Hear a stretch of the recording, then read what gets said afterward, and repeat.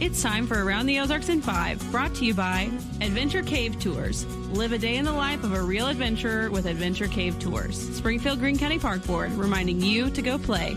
Blue Current, moving you forward since 1929. Roto-Rooter Plumbing and Drain Service. Call Southwest Missouri's best plumber today for a free estimate.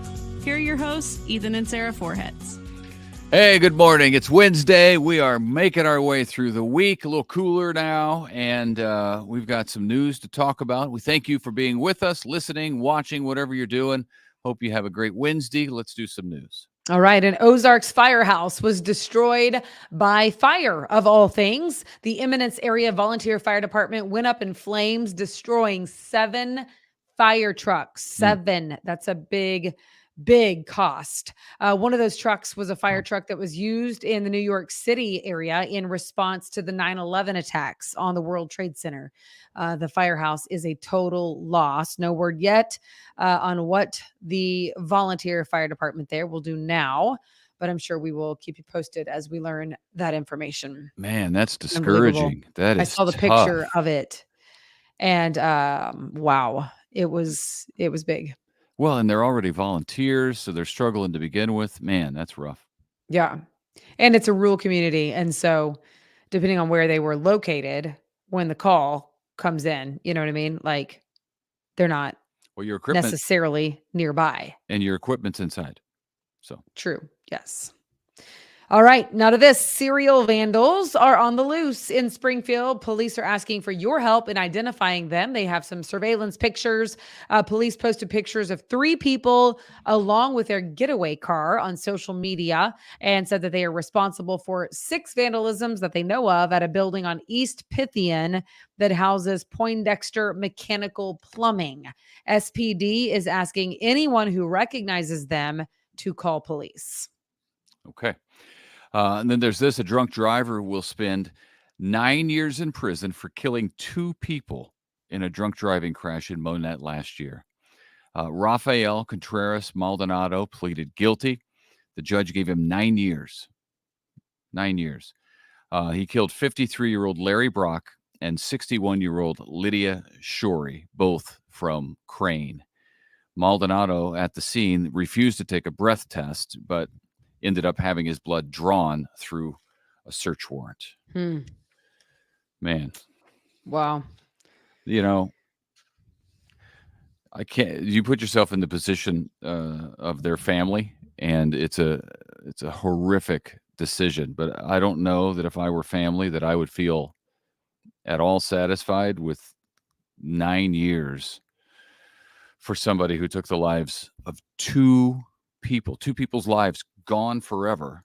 Yeah. And the price of that is 9 years. I don't know all the extenuating circumstances, so maybe there is something, but just on the surface, wow.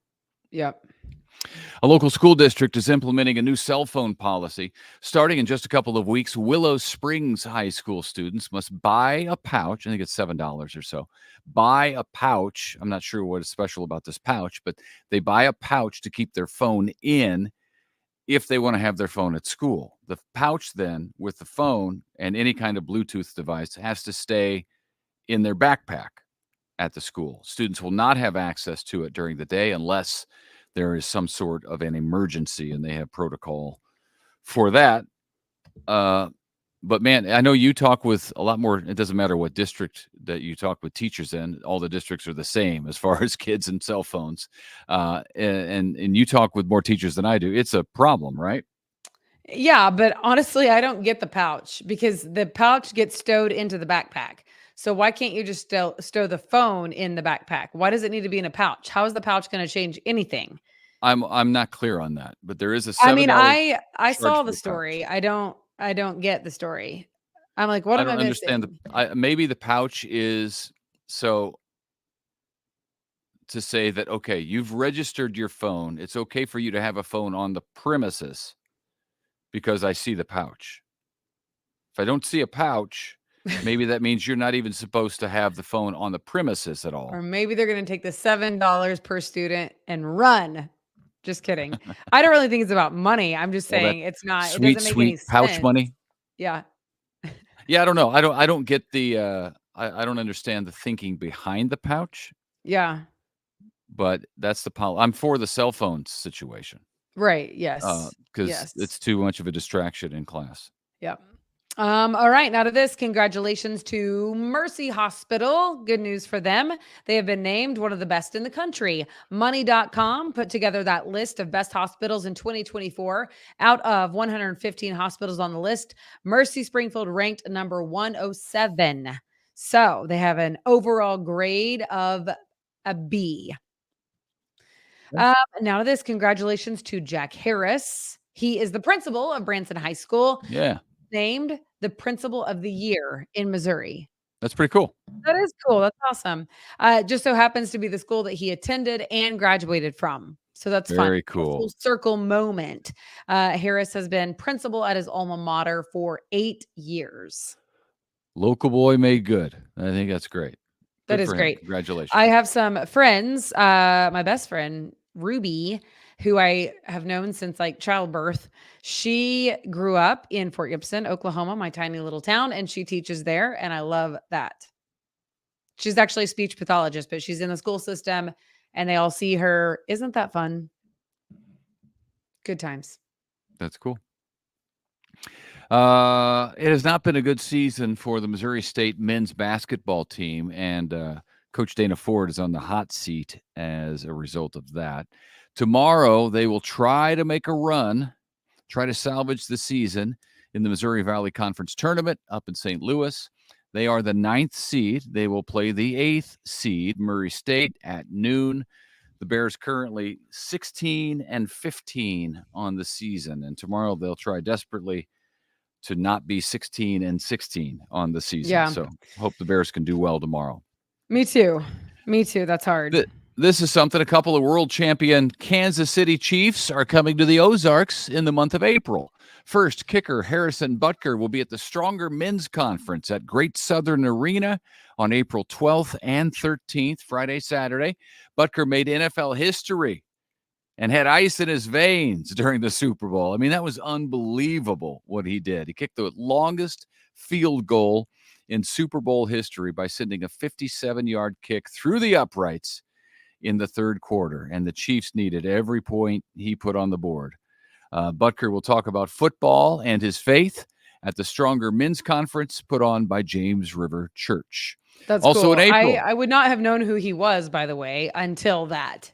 Like I wouldn't have known his name because I'm not like a super fan of Chiefs. But then all of a sudden I started seeing his name everywhere. And that's really cool.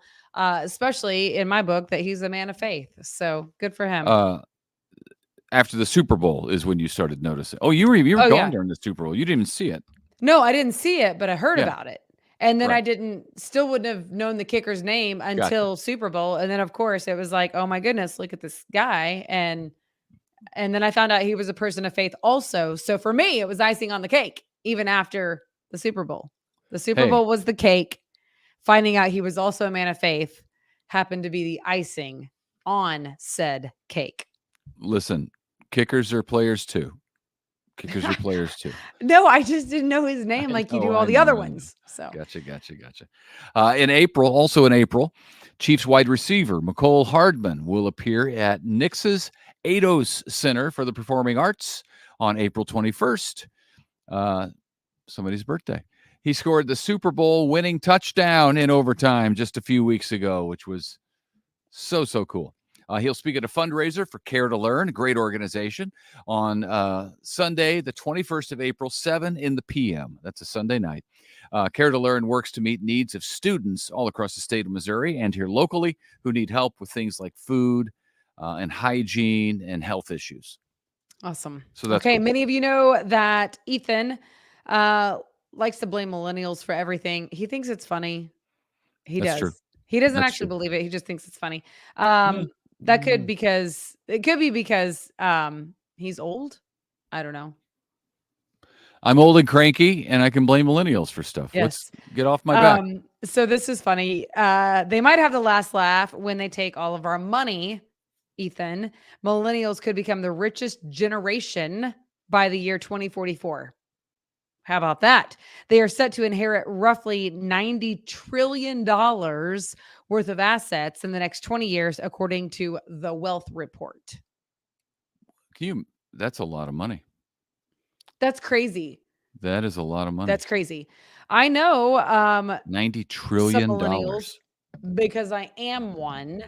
Now, of course, I'm on the older end of millennials, but I'm still technically a millennial. You're barely, yeah.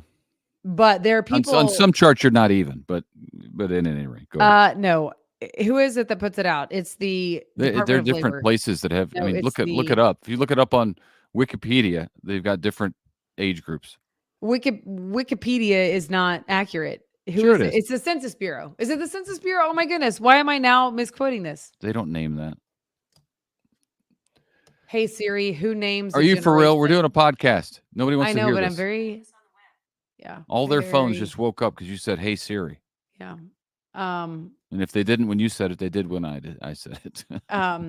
Siri didn't know the answer, actually. Yeah. Anywho, all that to varies. say, I am a millennial, so maybe I have trillions of dollars coming to me. Well, that would be nice. That'd be a plus. That's a lot of money to be passed down. So here's my prediction, and I hate it, but the government's going to figure out their way to get their hands on that money, because 90 trillion is a bunch of money. That's even more money than we're in debt. I was about to say it probably could pay off our debt. Millennials are going to pass our debt's it on, like and 37 trillion. So yeah, we could pay off the debt and spend a ton more, not have to worry about it.